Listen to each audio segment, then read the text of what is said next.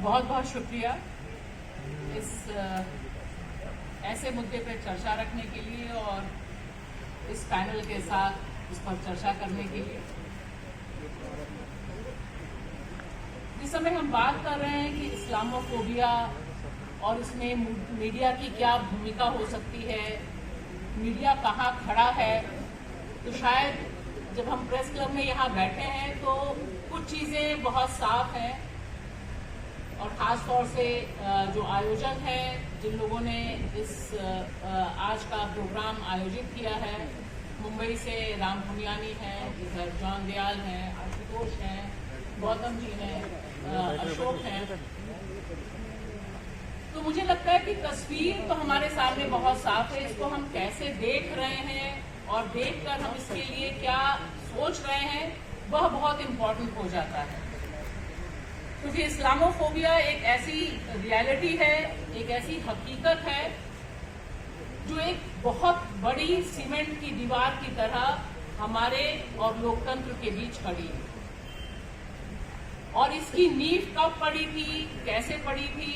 निश्चित तौर पर इसकी नींव 2014 से बहुत पहले पड़ी थी। यहाँ पर जितने लोग हैं तकरीबन उसके अलग अलग समय के गवाह रहे हैं।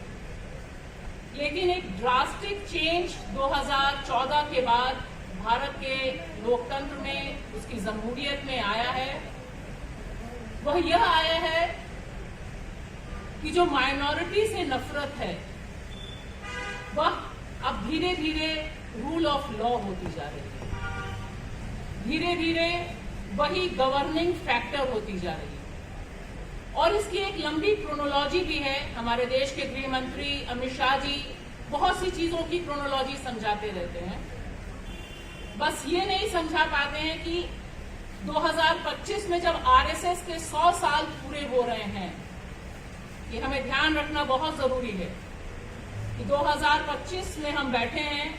आरएसएस के 100 साल पूरे हो रहे हैं और आरएसएस के जितने एजेंडे, उनके घोषित एजेंडे थे, तकरीबन वो सारे पूरे हो चुके हैं। और जो नहीं पूरा हो चुका है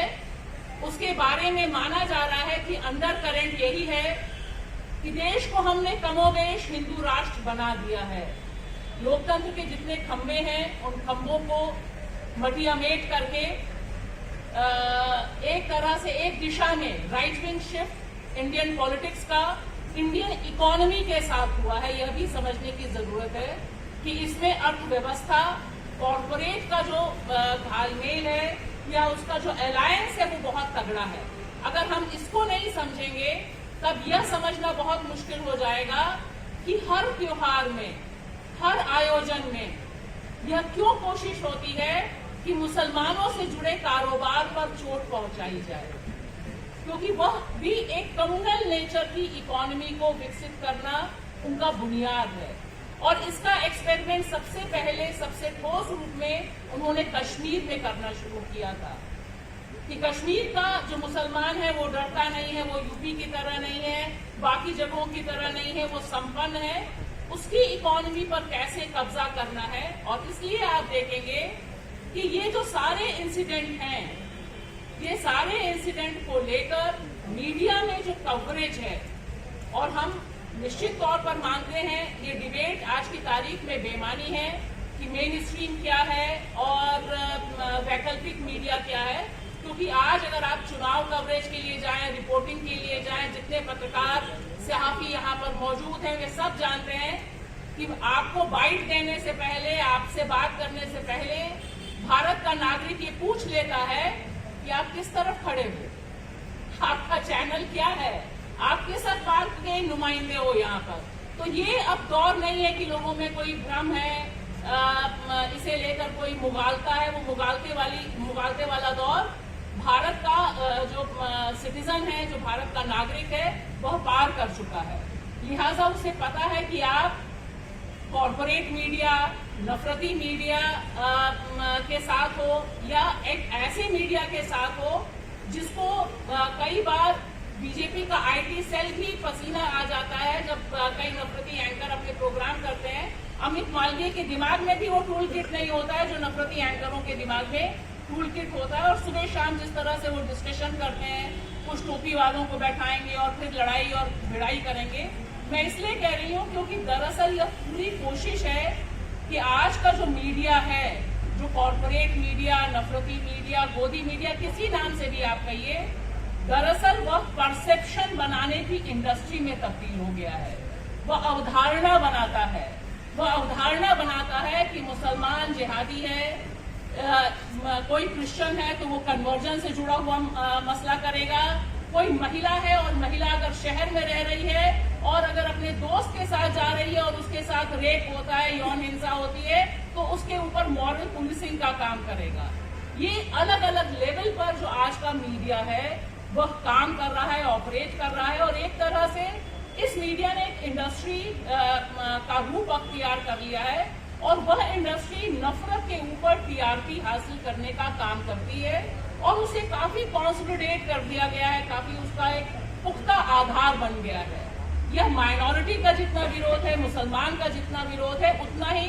एक आजाद ख्याल औरत का उसे विरोध है। इसीलिए शाहीन बाग जब होता है वह भी एक टेस्ट केस होता है इस कॉर्पोरेट मीडिया का कि किस तरह से स्टोरी मुसलमान औरतों के खिलाफ प्लान कराई जाती है। आज कई लोग आए हुए हैं जिनसे मेरी मुलाकात शाहीन बाग आंदोलन के समय हुई थी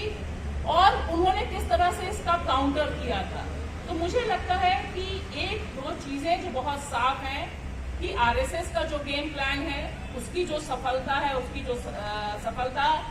में एक लास्ट मुकाम की लड़ाई जारी है जिसमें उसने वक्फ बोर्ड बिल पेश किया है, आने वाले और इंटेंशंस हैं। उसमें मीडिया का एक हिस्सा उसके साथ पार्ट एंड पार्सल करके खड़ा हुआ है, जिसे काउंटर सिर्फ और सिर्फ कुछ हद तक आप फैक्ट चेक के जरिए या जब इस तरह की खबरें आती हैं उनके जरिए कि आप उनको काउंटर कैसे करते हैं वह करके किया जा सकता है। और साथ ही साथ मुझे लगता है कि जो डिफरेंट प्लेटफॉर्म्स हैं जहां पर उनके बारे में असलियत क्या है, जमीन पर खबर क्या है, क्योंकि देखिए संभल एक टेस्ट केस है। वक्फ बोर्ड पर जब मुसलमान शांतिपूर्ण ढंग से दाहिने हाथ पर काली पट्टी बांधकर जाता है और उस पर 300 से अधिक केसेस होते हैं और उसकी कवरेज आप उठा के देख लीजिए, उसकी कवरेज की भी एक लिमिटेशन है। हमारी आपकी जितने यहाँ पर लोग मौजूद हैं, हम जितने भी कवर करते हैं, वह उनका जो परसेप्शन है उसे काउंटर करने में अभी हमारी जो ताकत है हमें मानना होगा कि वह कम है। और नफरत एक सिर्फ शरबत जिहाद, फूक जिहाद, फ्लड जिहाद मामला नहीं है। मामला असल में यह है कि उनको नफरत का जो बीज है वह लगातार मेजॉरिटी के दिमाग में जिंदा रखना है और माइनॉरिटी को सिर्फ और सिर्फ फोकस रखना है कि वह अपने सर्वाइवल के लिए, सेकंड ग्रेड सिटीजनशिप के लिए कैसे उसका दिमाग में आप इतना प्रेशर कर दें कि वो उसके बियॉन्ड कुछ ना सोच पाए। यहाँ पर जो मीडिया की भूमिका है वह सबसे तीखी ये है कि हम कब तक और कैसे जो सच बोल रहे हैं, जो हो रहा है ग्राउंड में, उसकी रिपोर्टिंग करें। और इसमें मैं खाली अंत में ये कहना चाहूंगी, इस्लामोफोबिया को हम में से कितने ने कोशिश की कि यह एंटी कॉन्स्टिट्यूशन है, कितने आर्टिकल्स हैं, कितने डिबेट्स हैं, क्योंकि बुनियादी तौर पर भारत का जो कॉन्स्टिट्यूशन है, भारत का जो आईन है, भारत में जो फंडामेंटल राइट्स हैं, वह उसका आर्टिकल 25 से लेकर 29 तक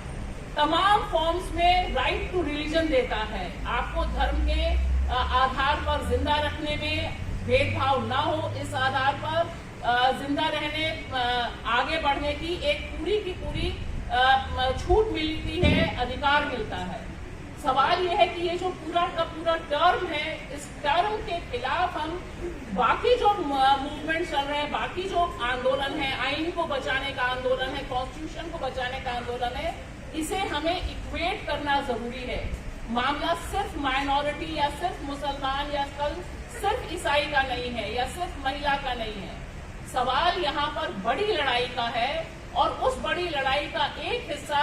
बहुत इम्पोर्टेंट हिस्सा है, क्योंकि अगर इस्लामोफोबिया भारत में सक्रिय होता है, इस पर सीमेंट, इमारत पर इमारत जैसी बनती जा रही है, तब यह तय माना जाना चाहिए कि देश में कॉन्स्टिट्यूशन की मॉरल वैलिडिटी नहीं रहेगी। आज की तारीख में वह बड़े खतरे में है। लिहाजा हम किस तरह से क्वाइन कर रहे हैं, हम किस तरह से चीजों को पेश कर रहे हैं। फैक्ट फाइंडिंग्स तमाम आंदोलनों में होती हैं, तमाम बुलडोजर के खिलाफ हस्तक्षेप होता है। यहीं पर हमने प्रेस कॉन्फ्रेंसेस की हैं, यहाँ बैठे हैं, लेकिन उसके बावजूद जो नफरत बनाने वाली फैक्ट्री है,